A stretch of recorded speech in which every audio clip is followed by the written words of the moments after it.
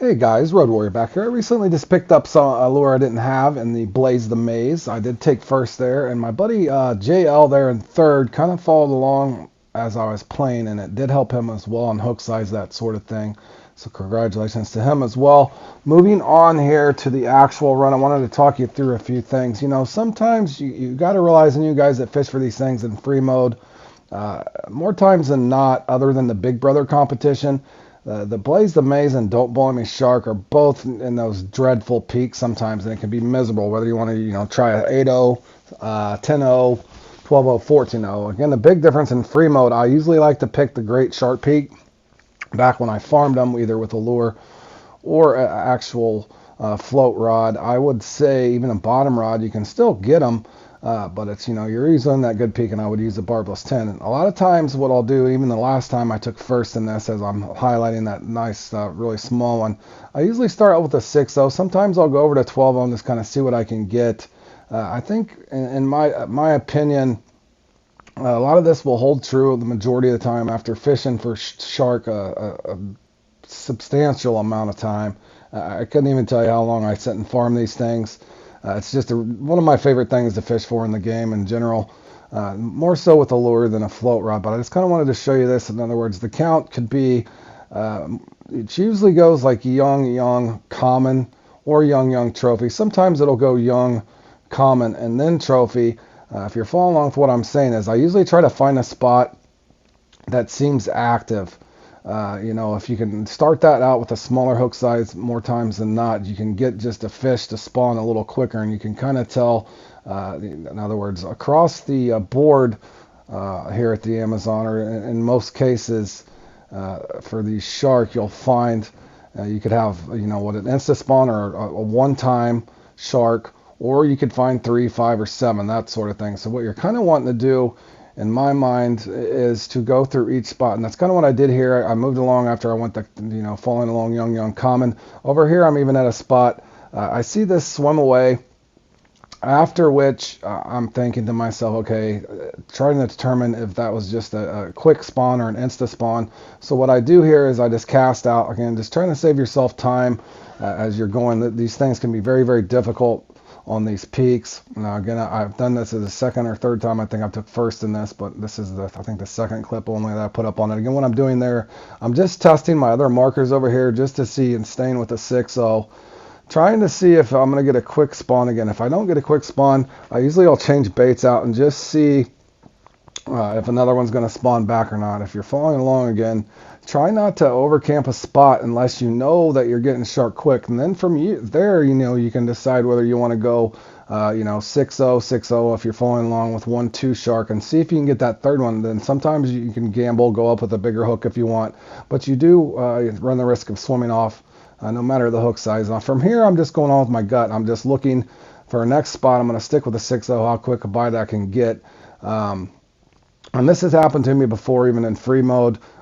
Before I was using like an X Series crankbait, I've even caught, a trophy bull shark on an X Series crankbait. And I think all that is just more likely just an insta spawn. Two things and one here, several things. Again, I'm not going to bite there. So again, I put down on the bell. Now I'm not reeling so I don't scare the shark off, but you'll see that I click that arrow down.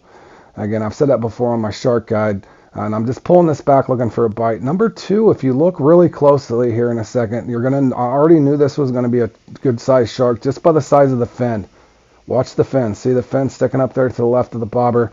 Again, I do have my rod tip up waiting for this big monster to come out, even though it's on a 6-0, right, guys?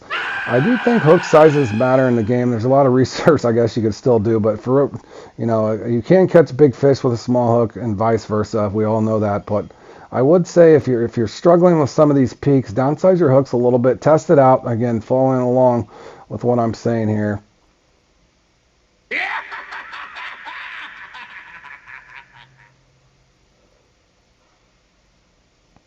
And what a monster that one really was here. So again, just trying to help you guys out the best that I can. But look at the results here. Again, I'm not running a leader this time, but I've really not seen too much of a difference in my opinion when I used to farm for these things. I think even on my shark guide, if you look at that, I caught a trophy shark with the titanium leader on. But again, Competitively, that's a big different story. If you want to think that it helps you, sometimes I do, sometimes I don't. Just all depends on my mood and what's going on. I will change from time to time on that. But again, I want to show you in an upcoming clip. And this is just going to be in free mode, kind of doing the same thing. Now I'm sitting over here, or no, this is actually part of this run. I do the same thing, same spot. I can tell just by how quick, that was about a minute and a half in between, I'm getting bites. So I know that my third shark should be at least a common. And sure enough, this one is. It was not a little small of a common, but again, it's 6-0. So following along again, saying that over and over, you could do a 6-0, 6-0, 8-0, 6-0, 6-0, 10-0, that sort of thing, in my opinion. On this peak, now, Don't Bully Me Shark and Big Brother have to be played entirely differently, just depending on what peak it is. Again, this is just food for thought for all you guys, but I have, like I said, caught a lot of shark, and I'm just passing my knowledge on, trying to help you guys out. With that being said, as you can see here, I just went young common, and I'm not saying every time that's going to happen, but you'll just see more times than not. So the averages are, after you catch 2 shark, if the spot's hot enough, whether it's a spot that's going to drop 2, 3, 4, and sometimes even 5 shark. Again, proving this again in free mode, and I'm going to stick the 6-0 out. So oddly enough, I caught, if you can even look at my weight there, I caught 2 pretty much identical shark. From the same spot. Now this spot in particular, if you guys need any marks, look around on my again on my bull shark guide for all these marks.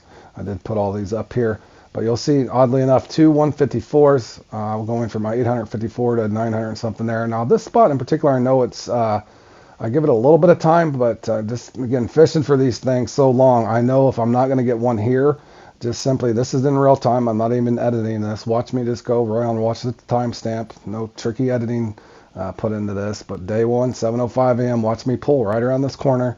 I already know there's going to be a shark over here just by default from doing this so many times with a lure. There's going to be either a common or a trophy sitting here, and that's, in my opinion, is just going to be your RNG, even in free mode, what the the generator is going to drop for you. Again, so 2 young bull shark to the left. I know for fact this should be, by the laws of averages, in my head, I'm thinking 85% chance this is going to be either a common or a trophy, and I'll just kind of let the rest of this play out.